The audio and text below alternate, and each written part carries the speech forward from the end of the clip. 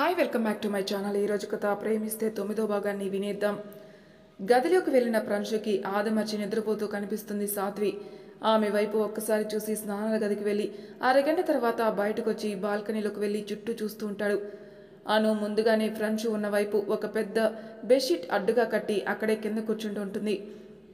గాలికి కొట్టుకుంటున్న బెడ్షీట్ శబ్దానికి అటు చూసిన ఫ్రంచు కింద కూర్చునున్న అను తనకు తెరలుగా కనిపిస్తుండడం చూసి కొత్తగా బెడ్షీట్ అక్కడ ఎవరు కట్టారు అనుకుంటాడు. సాధ్వి లేచి బ్రష్ చేసుకుని బయటకు వచ్చిన ప్రంశుని వెనక నుంచి హత్తుకుని గుడ్ మార్నింగ్ ప్రంశు అంటూ ముందుకు చూస్తుంది. ప్రంశు తన చూపులు అను నుంచి మళ్ళించి గుడ్ మార్నింగ్ కాదు గుడ్ ఆఫ్టర్నూన్ అంటూ ఆమె తల మీద చేయి వేసి నిమురుతాడు. మధ్యాహ్నం అయిందా అంటూ చుట్టూ చూసి హే అను నువ్విప్పుడొచ్చావు అంటూ అను ఉన్న వైపుకు వెళ్తుంది. అను పైకి లేచి బెడ్షీట్ వేసినా కనిపిస్తున్నానా, ఆంటీకి చెప్పి ఏదైనా కట్టమని అడుగుతాను అని అనుకుంటూ చిన్నగా నవ్వి ఇందాకే వచ్చానక్క నువ్వు పడుకున్నావు అంట కదా అంటూ బదిలిస్తుంది. హో నువ్వు వెళ్ళిన దగ్గర నుంచి నాకు చాలా తలనొప్పిగా ఉంది అను, ప్రాణం మొత్తం గాబరైందని పడుకున్నాను, మెలకు రాలేదు, క్షమించండి అక్క నా వల్లే కదా అంటూ బాధగా చూస్తుంది. ఆమెను అలా చూసి ప్రంశుకి ఏదో తెలియని బాధ అవుతుంటే అక్కడి నుంచి వెళ్ళిపోబోతాడు. అను నువ్వు నా చెల్లివి అని చెప్పానుగా, నిన్నిక్కడికి తీసుకుని వచ్చి ఇబ్బంది పెట్టాను, నువ్వే నన్ను క్షమించు అని ఒక్క క్షణం ఆగి అన్నిటికీ క్షమించాను, ఇది చిన్న పదమే కానీ నేను చేయబోయిన పెద్ద తప్పుకి క్షమించు అక్క, నాకేమీ కాలేదు కదా, మీరు ఎక్కువగా బాధపడకండి, తిన్నారా ఇవాళ టాబ్లెట్ వేసుకున్నారా అని అడిగింది. అను మాటకి ప్రంశు కట్టను తీసి గ్లాస్ నుంచి తనని చూస్తున్నాడు. హో మర్చిపోయాను, ఇప్పుడే తిని వేసుకుంటాను, నువ్వు కూడా రా అంటూ అక్కడి నుంచి గదిలోకి వెళ్తుంది. అను కూడా ఆకలిగా ఉండి అక్కడి నుంచి బయటికి వెళ్తుంది. ప్రంశు భోజనం చేద్దాంరా, నేను మాత్రలు వేసుకోవడం మర్చిపోయాను హా అంటూ సాధ్వి వెంట కిందికి వెళ్తాడు ప్రంశు. వీళ్ళు వెళ్ళేసరికి యశోదాకి సహాయం చేస్తూ ఉంటుంది అను. అను నేను సాయం చేస్తాను కానీ నువ్వు కూర్చో అంటూ నవ్వుతుంది సాధ్వి. పర్లేదక్క, నేను ఆంటీ దగ్గర పని చేస్తున్నాను, ఆంటీకి ఇవి సహాయం చేయకుంటే నాకు శాలరీ తక్కువ ఇస్తుందేమో అంటూ అల్లరిగా నవ్వుతుంది. యశోద అను చూవి మెలిపెట్టి నేను చెప్పానా నిన్ను పని చేయమని, ఎందుకే నా మీద తోస్తున్నావు? అబ్బా ఆంటీ ఊరికే అన్నాను, ఇప్పుడు నువ్వు నా బాస్ కదా మరి. ఆమె అల్లరికి ప్రంశు పెదవులు కానీ కనిపించకుండా విచ్చుకుంటుంటే వాళ్ళకి కనిపించకుండా డైనింగ్ టేబుల్ దగ్గరికి వెళ్తాడు. అంతసేపు నవ్వుతున్న అను ప్రంశు రావడం చూసి నవ్వడం ఆపేసి యశోద వెనక్కి వెళ్ళి నేను వంట చేసేందుకు సహాయం చేస్తాను అంటూ లోపలికి వేగంగా నడుస్తూ వెళ్తుంది. ఆమె నడకలోని వేగం చూసి బొటన వేలుతో నుదురు రుద్దుకుని సాధ్వి భోజనం పెట్టు అని ఆమెను చూస్తాడు. సాధ్వి ప్రంశు దగ్గరకు వచ్చి భోజనం వడ్డిస్తుంది. అను అక్కడ గోడకి నిల్చుకుని కళ్ళు మాత్రమే బయటికి పెట్టి ప్రంశు వైపే చూస్తూ ఉంటుంది. భోజనం చేయడానికి నోట్లో పెట్టుకోబోతున్న ప్రంశు ఆ కళ్ళని చూసి ముద్ద మళ్ళీ కంచంలోకి జారవిడిచి అనును చూస్తాడు. సాధ్వి ప్రంశు ఏమైంది, కూర బాగోలేదా, ఇది వెయ్యనా అంటూ వేరే కూర చూపిస్తుంది. సాధ్వి పిలుపుకి తేరుకొని అను దొంగతనంగా చూడడం గమనిస్తూ తింటూ ఉంటాడు. కింద పడతావను, ప్రంశు నీకు కూడా ఉంచుతాడులే కానీ ఇలా రా అంటూ తన జుట్టు పట్టుకొని వెనక్కి లాగుతుంది యశోద. మొత్తం అక్కడికి పంపుకుంటే ఇక్కడ కూడా ఉంచొచ్చు కదా, ఆకలిగా ఉంది అంటూ పొట్ట పట్టుకుంటుంది అను. అను వైపు చూసి ఒక్క నిమిషం రా ఇప్పుడే వస్తాను అంటూ డైనింగ్ టేబుల్ దగ్గరికి వెళ్తుంది యశోద. సాధ్వి ప్రంశు పక్కన కూర్చొని అత్తయ్య మామయ్య ఎక్కడ భోజనానికి రారా అంటూ వడ్డించుకుంటుంది. పనుందని 5 నిమిషాల క్రితం బయటికి వెళ్లారు, భోజనం కూడా అక్కడే చేస్తారట, ఆ కంచం ఇటిచ్చి నువ్వు వేరేది పెట్టుకో అంటూ సాధ్వి పెట్టుకున్న కంచం తీసుకుని వెళ్తుంది యశోద. అయ్యో అత్తయ్య అది ప్రంశు ఎంగిల్ ప్లేట్ అంటూ లేస్తుంది సాధ్వి. ప్రంశు సగం తిని లేచి చేయి కడగడానికి వెళ్ళి వస్తూ సాధ్వి మాటలు వింటూ యశోద కలిపిన ప్రంశు ఎంగిలి ముద్దలు తింటున్న అను వైపు చూసి ఆగిపోతాడు. ప్రంశు అత్తయ్యకి అది నీ కంచమని చెప్పు అంటూ వేరే దాంట్లో భోజనం పెట్టుకొని తింటూ ఉంది సాధ్వి. ఆంటీ నేను తినేదాన్ని కదా, మీరెందుకు వెళ్ళారు అంటూ కూర ఎక్కువ కలపండి చాలా బాగుంది. యశోద నవ్వుతూ చాలా వాచిందను, తిను తయారవ్వు ఆసుపత్రికి వెళ్దాం. ఆసుపత్రి అంటే గుర్తుకొచ్చింది, బయట దాస్ అన్నయ్యకి కూడా భోజనం పెట్టు, విల్సన్ సార్ ఈరోజు భోజనం చేయడానికి రాలేదు ఎందుకు అంటూ మెతుకులు నోట్లో కనుక్కుంటుంది. అను తల్లితో ఉండే విధానం చూసి అక్కడి నుంచి బయటికి వెళ్ళి విల్సన్ వైపు చూస్తాడు. విల్సన్ దగ్గరికి వచ్చి బాయ్ అంటూ ప్రంశు వైపే చూస్తాడు. నా స్నేహితురాలి పేరు గోల్డీ, క్రిస్టియన్ అమ్మాయి, రేపు ఉదయం చర్చిలో నీకు తనకి పెళ్ళి అని చెప్తాడు ప్రంశు. ప్రంశు మాటకి షాక్ అయి బాయ్ అంటాడు విల్సన్. నేను ఏమి చెప్తే అది చేస్తానని చెప్పా విల్సన్, ఇప్పుడు చెప్తున్నాను తనని పెళ్లి చేసుకో, నీ గురించి తనకు అన్నీ తెలుసు, తను నా కాలేజ్ సమయంలో నుంచే నిన్ను ప్రేమిస్తుంది అంటూ లోపలికి వెళ్ళిపోతాడు. విల్సన్ వెనకే వస్తూ నాకు పెళ్లి ఇష్టం లేదు బాయ్ అంటాడు. ఎవరినైనా ఇష్టపడినావంటే చెప్పు, వాళ్ళతోనే మాట్లాడతాను అని చెప్పి వెళ్ళి సోఫాలో కూర్చుంటాడు. నేను అనుని ప్రేమిస్తున్న విషయం నీకు అర్థమై కూడా వేరే పెళ్ళి అంటున్నావంటే అర్థమేంటి బాయ్ అని అనుకుంటూ మీ ఇష్టం బాయ్ అంటూ అక్కడి నుంచి వెళ్తాడు. అను ఫుల్గా తిని బయటికి వస్తూ కారం అంటింది ఆంటీ అంటూ అక్కడే ఉన్న టేబుల్ ఫ్యాన్ వేసుకొని దాని ముందు ముఖం పెడుతుంది. గాయం నొప్పిగా ఉందా అను అంటూ వస్తుంది యశోద. ఎక్కువగా కాదు, కొద్దిగా నొప్పింది. డాక్టర్ మందులు రాసివ్వలేదనుకుంటా ఆంటీ. నేను దాస్ అన్నయ్య వెంట వెళ్ళి తీర్చుకుంటానులే. అవసరం లేదులే అను, ఇప్పుడు నేను ఖాళీనే. ఇద్దరం వెళ్ళి నీకోసం షాపింగ్ కూడా చేయాలి. నువ్వు వెళ్ళి తయారవు, నేను సాధ్వి దగ్గరికి వెళ్ళొస్తాను. అను అంటూ పక్కకు తిరిగి తన్ని గుచ్చి గుచ్చి చూస్తున్న ప్రంశు వైపు చూసి యశోద చేతిని పట్టుకుని పైకెళ్తుంది. తనలా బెదురుగా చూడడం చూసి రేపు విల్సన్ గోల్డీ పెళ్లికి ఏర్పాట్లు చూడమని మేనేజర్కి ఫోన్ చేసి చెప్పి అమ్మా అని యశోదను పిలుస్తాడు. యశోద ఆగి ప్రంశు వైపు చూస్తే ఆమె వెంట వెళ్తున్న అను ఆగి యశోద వెనకే నిల్చుంటుంది. రేపు విల్సన్ నా స్నేహితురాలు గోల్డీ పెళ్లి. ఆ చర్చిలో వాడికి తల్లిదండ్రులు లేరు కాబట్టి నువ్వు నాన్న అన్నీ చూసుకోండి, షాపింగ్ కూడా అందరికీ చెయ్యి. ఇప్పుడు అకస్మాత్తుగా పెళ్ళేంటి ప్రంశు అంటూ కిందికి దిగుతుంది. అకస్మాత్తుగా కాదమ్మా, వాడు ఢిల్లీ వెళ్తానంటున్నాడు. మళ్ళీ ఎప్పుడు వస్తాడో తెలీదు, అందుకే పెళ్లి చేసి పంపిద్దాం అనుకుంటున్నాను. అతని మాటలకి సరే, నాకు తెలిసిన క్రిస్టియన్ స్నేహితురాలుంది, ఏమేం అవసరమో కనుక్కొని వస్తాను. అను నువ్వు వెళ్ళి తయారయ్యరా అంటూ అక్కడి నుంచి వెళ్తుంది.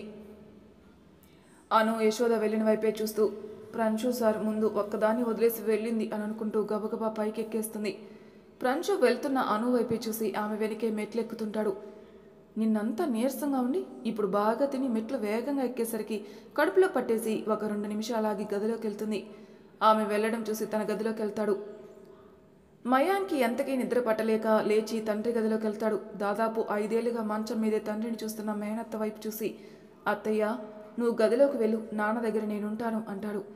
మయాంక్ మనసు బాగోలేదని అర్థమవుతుంటే సరే నాన్న అంటూ బయటికి వెళ్తుంది. దయానిధి గది నుంచి బయటికి వచ్చిన భార్యను చూసి భోజనం పెట్టు అంటూ గంభీరమైన గొంతుతో పిలుస్తాడు. ఆయన వైపు చూసి భయంగా దగ్గరికి వెళ్ళి భోజనం పెట్టి పక్కన నిల్చుంటుంది. ఆమె వైపు ఒక్కసారి చూసి ఏంటి పొద్దస్తమానం నీ అన్నయ్య గదిలో నుంచి బయటికి రావట్లేదు, ఎవరు లేనిది చూసి అన్న చెల్లెలు ఏమైనా చేస్తున్నారా ఏంటి అంటూ ఆమెను చూస్తాడు. ఏమైనా అనే మాటని ఒత్తి పలకడం విని చచ్చేంత కోపం వచ్చినా దాన్ని అణుచుకుంటూ నిల్చుంటుందావిడ. నిన్నే వినిపించట్లేదా అంటాడు. అలా ఏం కాదండి, అన్నయ్యకి భోజనం పెట్టి రామాయణం చదివి వినిపిస్తున్నాను అంటుందావిడ. ఆవిడ మాటకి నవ్వుతూ అవి చెప్తే ఇప్పుడు నేను నమ్మాలంటావు, సరే నమ్ముతాను కానీ గదిలోకి రా అంటూ అక్కడి నుంచి వెళ్తాడు. దేవుడా, వీడి అరాచకాలు భరించడం నా వల్ల కావట్లేదు. వీడికి ఆడపిల్లంటే అలుసు. దేవుడు కూడా భలే దుర్మార్గుడు, ఇలాంటి వాడికి ఆడపిల్లనే ఇస్తాడు. వాడి బాధలు తట్టుకోలేక నా బిడ్డ ప్రంశుని పెళ్లి చేసుకుందని సంతోషించేలోపే ఆ పిల్ల జీవితంలో పిల్లలు లేకుండా శిక్ష వేశావు. తనకు ఓ మంచి జీవితం ఇవ్వు స్వామి అని మొక్కుతూ భర్త పిలిచేసరికి అక్కడి నుంచి వెళ్తుంది. పెళ్లి షాపింగ్ అని చెప్పి విల్సన్ని తీసుకుని వెళ్తుంది యశోద. ఆమె వెంటే అడుగులు వేస్తున్నాడే కానీ అతని మనసు అను చుట్టూనే తిరుగుతూ ఉంది. తానెప్పుడు చూడని మాల్లోకి మొదటిసారి అడుగుపెట్టిన అను ఆ మాల్ని ఏదో వింతని చూసినట్టు చూస్తుంది. యశోద విల్సన్తో మాట్లాడుతూ ముందుకు వెళ్తుంటే ఆమెని అనుసరిస్తూనే చుట్టూ చూస్తూ ఎస్కలేటర్ మీద కాలు పెట్టి అది కదులుతుండేసరికి నిలబడలేక వెనక్కి పడబోతుంది అను పడడం ఆ వెనకే వస్తున్న సాధన చూసి హే అంటూ ఆమె దగ్గరికి వేగంగా అడుగులు వేస్తూ వెళ్ళి అనును పడకుండా పట్టుకుంటుంది. సాధన హే అన్నప్పుడే వెనక్కి తిరిగిన యశోద విల్సన్ ఇద్దరూ అనుని పడకుండా పట్టుకున్న సాధన వైపే చూస్తారు. సాధన అనుని పట్టుకుంటూనే మయాంక్తో మాట్లాడిన అమ్మాయిని గుర్తుపట్టి హాయ్ అను అంటూ అను చేతిని పట్టుకుని ఎస్కలేటర్ నుంచి ఫ్లోర్ మీదకి తీసుకుని వస్తుంది. ఆమెకి తన పేరు ఎలా తెలుసో తెలియక నీకు మేం తెలుసా అని అడుగుతుంది అను. తెలుసు అను, ఉదయం నీతో మాట్లాడాడు కదా మయాంక్, అతనికి కాబోయే భార్యని నేను. ఆమె మాటకి చిన్నగా నవ్వుతూ అవునా, మయాంక్ సార్ చెప్పారా నా గురించి అని అడుగుతుంది. యశోద మయాంక్ కాబోయే భార్యనా? నేను అనుని చేద్దామనుకున్నానే. ఈ అమ్మాయి కూడా లక్షణంగా ఉంది, కొంచెం వేషధారణ మారిస్తే వారికి ఈడు జోడు కుదురుతుంది అనుకుంటుంది. విల్సన్ సాధనాన్ని గుర్తుపట్టి నువ్వు సాధ్వి బాబీ క్లాస్మేట్ కదా అని అడుగుతాడు. అవును, నేను మీకెలా తెలుసు అంటూ అక్కడి నుంచి కదులుతూ అడుగుతుంది. నేను ఉన్న వృత్తిపరంగా తెలుసుకోవాల్సి వచ్చిందిలే అని చెప్తాడు విల్సన్ మాటకి హో సరే అంటూ చుట్టూ చూసి ఏంటి మాల్లో ఎవరు లేరు అని అనుకుంటుంది.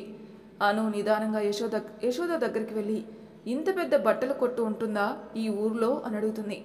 అను మాటకి ఆమె వైపే చూస్తూ, నువ్వు మాల్ ఎప్పుడు చూడలేదా అంటూ ఆశ్చర్యంగా అడుగుతుంది. ఆహా, చూడలేదు. మాకేమైనా అవసరమైతే రోడ్డు వెంటే ఉండే చిన్న కొట్లకి వెళ్తాం. లేదంటే ఎవరో ఒకరు తొడిగిన బట్టల ఆశ్రమానికి పంపిస్తారు. అందులో మాకు కావాల్సినవి తీసుకుంటాం అంటూ నవ్వుతూ చెప్తుంది. అను మాటకి ఆమె చెంపన చెయ్యేసి నిమిరి పద అని అక్కడ మేనేజర్ దగ్గరికి వచ్చేసరికి నవ్వుతూ ఆయన చూస్తుంది. ఆయన చేతులు జోడించి, ప్రంశు సార్ మీరు వస్తున్నారని చెప్పారండి. మీకు ఏవి కావాలంటే అవి తీసుకోండి. మీరు వెళ్ళే వరకు మిమ్మల్ని ఎవరూ ఇబ్బంది పెట్టరు. ఆయన మాటకి సరేనని తలూపి, విల్సన్ నీకోసం సూట్ తీసుకో, అంతేకాదు నీ కాబోయే భార్యకి ఫోన్ చేసి ఇక్కడికి రమ్మని చెప్పు అంటూ అనుని తీసుకుని వెళ్తుంది యశోద. కాబోయే భార్య అనగానే చేతి కండగాలు బిగుసుకుని వస్తున్న కోపాన్ని అణుచుకుంటూ ఫోన్ తీసుకుని చూస్తే ప్రంశు గోల్డీ నెంబర్ అప్పటికే వాట్సాప్ చేస్తాడు. నన్ను ఇంటివాడిని చేయాలని నీ తొందర ఏంటి బాయ్ అని అనుకుంటూ అసహనంగా గోల్డ్కి ఫోన్ చేసి తన ఫోన్ ఎత్తగానే హలో అంటాడు చికాగ్గా. అతడి నుంచి ఫోన్ వస్తుందని ప్రంశు చెప్పిన దగ్గర నుంచి అతడి ఫోన్ కోసమే చూస్తున్న గోల్డీ హలో అంటుంది ఆతృతగా. విల్సన్ ఆమె గొంతుకి విసిగిపోతూ, నువ్వు నన్ను పెళ్లి చేసుకుంటానని ఎందుకు చెప్పావు అంటూ గయ్యమని అరుస్తాడు. అతడి అరుపులకి ముఖం చిన్నబుచ్చుకుని, నేను నిన్ను ప్రేమిస్తున్నాను విల్సన్ అని చెప్తుంది గోల్డీ. ప్రేమ నువ్వొక్కదానివే ప్రేమిస్తే సరిపోతుందా? నేను కూడా నిన్ను ప్రేమించాలిగా. నువ్వేం చేస్తావో నాకు తెలీదు. నేను ప్రంశుబాయ్ మాటకి ఎదురు చెప్పలేను కాబట్టి రేపు చర్చిలో నేను ఇష్టం లేదని చెప్పు. ఇప్పుడు మాల్కి రా అని కోపంగా ఫోన్ పెట్టేస్తాడు. గోల్డీ చెవులు రుద్దుకుంటూ ఫోన్ తీసి పక్కన పెట్టి, వీడు నాతో కాపురం చేయడానికి ఎన్నాళ్ళు పడుతుందో ప్రంశు అంటూ ఎదురుగా ఉన్న ప్రంశు వైపు చూస్తుంది. అది నీ చేతిలోనే ఉంది అంటూ ఫుడ్ కోర్ట్ నుంచి బయటకు వచ్చి ఎస్కలేటర్ ఎక్కిస్తాడు. అతన్ని అనుసరిస్తుంది గోల్డీ. అక్కడున్న బట్టలన్నీ ఒక్కొక్కటిగా చూస్తున్న అను వాటి రేట్లు చూసి వామ్మో అనుకుంటూ చూసి వదిలేస్తుంటుంది. యశోద అను వైపు చూస్తూ, అను రేట్లు చూడకుండా తీసుకో అంటూ ఆమె వెంటే నడుస్తూ ఉంటుంది. అమ్మో, ఒక్కోటి 3000 5000 అంట. నువ్విచ్చే జీతం మొత్తం నీకు అప్పు తీర్చడానికే సరిపోతుంది. నాకేమి వద్దమ్మా, 1000 ఇవ్వు చాలు, 4 జతలు కొనుక్కుంటాను. ఆమె మాటకి సాధన పెద్దగా నవ్వుతూ, 1000కి 4 జతల ఏ లోకంలో ఉన్నావు? అను యశోద వైపు చూసి నిశ్శబ్దంగా ఉంటుంది. యశోద నవ్వుతూ, సాధన నేను నీకు ఏమవుతానో తెలుసా? ఏమవుతారు అంటూ తిరిగి ప్రశ్నిస్తుంది సాధన. సాధన మాటకి నవ్వుతూ, మయాంక్ నా మరిది కొడుకు, నీకేమవుతాడో ఆలోచించుకో అంటూ ఒక డ్రెస్ తీసి అను చేతిలో పెట్టి ఇది ఒకసారి వేసుకొని రాపో అని చెప్తుంది. అను చేతిలో డ్రెస్ రేటు చూడబోతుంటే అను అంటుంది కసురుగా. అను ఇంకేం మాట్లాడలేక అక్కడి నుంచి యశోద చూయించిన ట్రయల్ రూమ్కి వెళ్తుంది. ప్రంశు గోల్డీని తీసుకుని వస్తూ సాధన వైపు చూసి, ఈ అమ్మాయి ఏంటి ఇక్కడ అనుకుంటాడు. ప్రంశు నువ్వు కూడా వచ్చావా అంటూ పక్కనే రింగుల చుట్టులో ముద్దుగా ఉన్న అమ్మాయిని చూసి గోల్డీ అంటుంది. గోల్డీ ఆ ఆంటీ అంటూ వచ్చి యశోద చుట్టూ చెయ్యేసి ఎలా ఉన్నారు అంటూ ఆమె ముఖం చూస్తుంది. చాలా చాలా బాగున్నాను. అయితే నా చిన్న కోడలు నువ్వన్నమాట. పద నీకోసం వెడ్డింగ్ డ్రెస్ చూస్తే మిగిలినవి షాపింగ్ చేయొచ్చు అంటూ సాధన రా అంటూ సాధన వైపు చూస్తుంది. వీళ్ళు అటు వెళ్ళగానే ఆంటీ ఈ డ్రెస్ ఉక్కగా ఉంది, నాకొద్దు అంటుంది అను. తెలుపు పింక్ కలిపి ఉన్న లాంగ్ డ్రెస్లో అను గొంతుకి ఫోన్ చూస్తున్న ప్రంశు తల పూర్తిగా ఎత్తి ఆమెనే చూస్తాడు. ప్రంశు తన వైపు చూడడం చూసిన అను భయంగా ట్రయల్ రూమ్లోకి వెళ్ళి గడియ పెట్టుకొని డ్రెస్ బలవంతంగా విప్పేస్తుంది. ప్రంశు మళ్ళీ ఫోన్ తీసుకుని సాధ్వికి ఫోన్ చేస్తాడు. ప్రంశు ఆసుపత్రి వెళ్తానన్నావు, వెళ్ళావా అని అడుగుతాడు. ఇంకా లేదు, మావయ్య వస్తానన్నారు, ఎదురు చూస్తున్నాను. నేను వస్తానంటే వద్దని నాన్న కోసం చూడడమేంటి? నాన్న ఈరోజు ఓ మీటింగ్లో ఉన్నాడు, నేను వస్తాను, తయారవ్వు ఉండు. వద్దు బాబు, నువ్వు పోయినసారి వచ్చే చాలా గిల్టీగా ముఖం పెట్టావు. ఆ ముఖం చూసి నాకు గాయం కంటే ఎక్కువగా నొప్పి అయింది. నేను డాక్టర్తో మాట్లాడాక నీకు ఫోన్ చేస్తాను, అప్పుడు వచ్చి ఇంటికి తీసుకుని రా. అవసరం లేదు, నువ్వు ఎప్పుడు చూయించుకునే డాక్టర్ కాకుండా ఫారెన్ నుంచి వేరే డాక్టర్ వస్తాడు, నీ రెగ్యులర్ డాక్టర్ అతనికి చూయిస్తాడు. నువ్వు జాగ్రత్తగా చూయించుకొని నాకు ఫోన్ చెయ్యి, ఆలోపు నేనే వస్తాను. సరే, నేను ఒకసారి మామయ్యకి చెప్పెళ్తాను. సరే, సెక్యూరిటీని తీసుకుని వెళ్ళు అంటూ ఫోన్ పెట్టేసి ట్రయల్ రూమ్ నుంచి తనని దొంగ చూపులు చూస్తున్న అను వైపు ఒకసారి చూసి యశోద దగ్గరికి వెళ్తాడు. ప్రంశు అటు వెళ్ళగానే అను బయటకొచ్చి విల్సన్ అక్కడే నిల్చోవడం చూసి దగ్గరికి వెళ్ళి చిన్నగా నవ్వుతుంది. ఆమె నవ్వుకి బలవంతంగా నవ్వుతూ, ఏంటి అను అంటాడు. మీకు పెళ్ళంటగా, నాకు ఒక్కరోజు ముందు చెప్తే ఏదైనా బహుమతి తెచ్చేదాన్ని, ఇప్పుడు ఇవి తప్ప ఇంకేమీ లేవు అంటూ కాలు చేతులు చూస్తుంది. విల్సన్ తన చేతులు కలిపి ఇవి చాలులే అని చిన్నగా నవ్వుతాడు. అతడి నవ్వుకి నవ్వుతూ, గోల్డీ గారు చాలా బాగున్నారు, అచ్చు టీవీలో చేయించే హీరోయిన్లా. మీ పక్కన నిల్చుంటే చూసే వాళ్ళకి మీ జంటలు కూడా చాలా బాగుంటాయి. ఆమె మాటకి ఆమె వైపు ఒక్కసారి చూసి అంటూ తల ఊపుతాడు. మీకు బట్టలు తీసుకోరా అంది. వాళ్ళు అక్కడ తీసుకుంటున్నారుగా, మనం మీకు తీసుకుందాం పదండి, ఒకేసారి అయిపోతుంది. విల్సన్కి అనుతో కాసేపు ఉండాలనిపించి సరే పద అంటూ సెక్యూరిటీని జాగ్రత్తగా చూసుకోమని అక్కడి నుంచి కదులుతాడు. ప్రాంశు వీళ్ళిద్దరిని చూస్తూ అక్కడి నుంచి సాధ్వి కోసం వెళ్తాడు. హాస్పిటల్లో సాధ్వి వెళ్ళి ఫారిన్ నుంచి వచ్చిన డాక్టర్ ఎదురుగా కూర్చుంటుంది. వయసు మళ్ళడానికి సిద్ధంగా ఉన్న ఆయన ఇంతకుముందు రిపోర్ట్లు పక్కన పెట్టి హాయ్ మిసెస్ సాధ్వి అంటూ నవ్వుతూ పలకరిస్తాడు. ఆయన నవ్వు చూసి నవ్వుతూ హాయ్ డాక్టర్ అంటుంది. మీకు పెళ్ళి ఎన్ని సంవత్సరాలు అవుతుంది? 6 నెలలు డాక్టర్. 6 నెలలకే పిల్లల కోసం చెకప్లేంటి అన్నాడు. మీరు రిపోర్ట్ చూడలేదా అని ప్రశ్నిస్తుంది సాధ్వి. రిపోర్టులు కాదు, కానీ మీరు చెప్పండి, ఎందుకు మీరు పిల్లల కోసం ప్రయత్నం చేస్తున్నారు? నా భర్తకి పిల్లలంటే చాలా ఇష్టం డాక్టర్. నాకేమో గుండెలో బుల్లెట్ ఉంది. అది తీసేటప్పుడు కానీ, నేను గర్భవతిగా ఉన్న సమయంలో కానీ, నొప్పులు వచ్చేటప్పుడు కానీ రక్తపోటు పెరిగి బుల్లెట్ గుండెకి తాకితే చనిపోతానని చెప్పారు. ఎవరు చెప్పారు? ఈ డాక్టరే అంటూ పక్కనే ఉన్న డాక్టర్ వైపు చూపిస్తుంది సాధ్వి. సాధ్వి మాటకి డాక్టర్ వైపు చూసి ఆ అమ్మాయికి బుల్లెట్ గాయం ఉందన్నారు కదా, ఎన్ని సంవత్సరాల నుండి ఉంది డాక్టర్ అంటాడు అతను. అసలు బుల్లెట్ లేని అమ్మాయికి బుల్లెట్ ఉందని చెప్పి ఇన్ని సంవత్సరాల నుండి వైద్యం చేయించడం ఏంటి అని ప్రశ్నిస్తాడు డాక్టర్. డాక్టర్ ప్రశ్నకి అయోమయంగా చూస్తుంది సాధ్వి.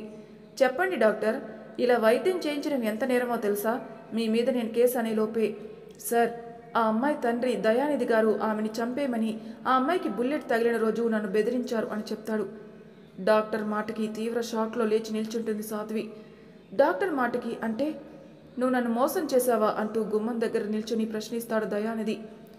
దయానిధిని అక్కడ ఊహించని డాక్టర్ షాక్ అయితే నాన్న, నువ్వు నన్ను చంపేమని చెప్పావా అంటూ ప్రశ్నిస్తుంది సాధ్వి. అతడు ఒక పక్కగా నవ్వి డాక్టర్ వైపు చూసి చేసిన వైద్యం చాలు, ఇక్కడి నుంచి వెళ్ళు అని బెదిరిస్తాడు. దయానిధి మాటకి కాకుండా అతడి చేతిలో గన్నును చూసి భయపడి ఆ ఫారెన్ నుంచి వచ్చిన తెలుగు డాక్టర్ అక్కడి నుంచి వెళ్ళిపోతాడు. తర్వాయి భాగంలో ఏం జరుగుతుందో నెక్స్ట్ ఎపిసోడ్లో తెలుసుకుందాం. అంతవరకు నా ఛానల్ సబ్స్క్రైబ్ చేయని వాళ్ళు ప్లీజ్ సబ్స్క్రైబ్ చేసుకోండి, లైక్ చేసి షేర్ చేయండి, మీ అభిప్రాయాలు నా కామెంట్ రూపంలో తెలియజేయండి. Thank you for listening.